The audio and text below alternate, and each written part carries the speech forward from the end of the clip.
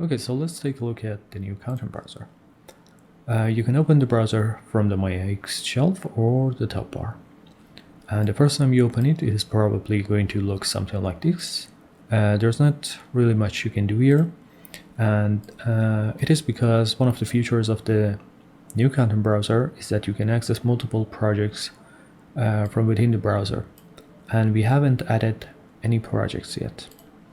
And to add projects, you can press this gear icon at the bottom of the browser and click on Edit Projects. And here you can add and remove projects. I'm going to add a few projects here.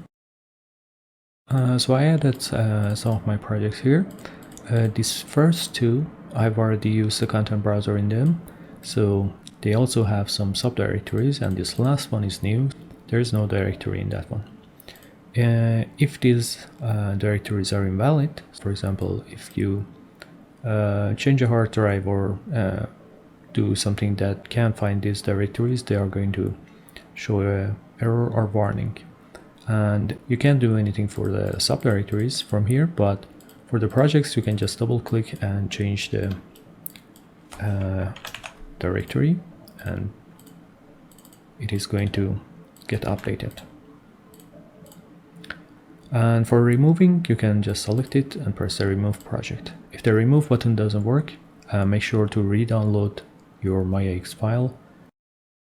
Alright, so now even after adding projects, we still don't see anything here, and that is because we need to reload the content browser. And if we close it and open it again, still nothing is going to happen, and that is because this button doesn't reload the window, it just raises it up. So to completely reload the content browser, all you need to do is double click on this shelf button, and it is going to reload the browser, and we now have the projects. Okay, so let's compare it with the previous content browser from MayaX. So there are a lot of changes, and the maybe interesting ones are that you can now dock the browser into Maya UI, something that wasn't possible with the previous version. And the other one is that you can see that we now have two sections here. This one is pretty much the same as what we have in the previous version, and here these are the directories that I added to this project. You can just press the add path and add any address that you want, and this one below is the subdirectories of the address that I selected from this area. And if you think this part is taking a lot of space, you can just drag it up and it is going to turn into a box like this that you can just select the addresses and access your files.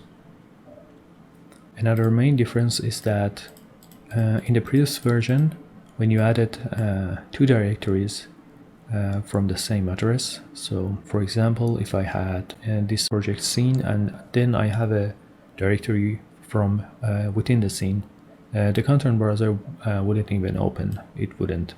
It had trouble loading the files, and here you no longer have that problem, and we can just add any address from these directories and it is going to work just fine. The other change is that we now let me change it.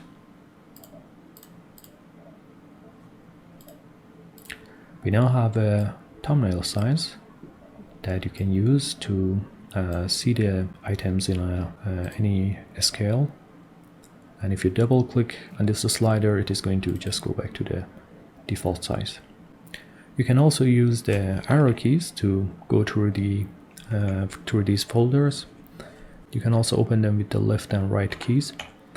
And this is just a quick way of going through your files and checking them. And as you can see, it doesn't really load them very fast because of the large size of these textures. And for that, you can generate thumbnails and use them instead.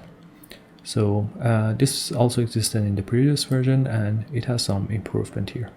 So press the setting button and here you can choose use generated thumbnails. And when you select this, now you can see that I can go through these folders much faster. And you also have another option, load items on background. And this is going to make things a lot smoother. It works this way that when you go through a folder, it tries to load that file on the background, so it won't stop you.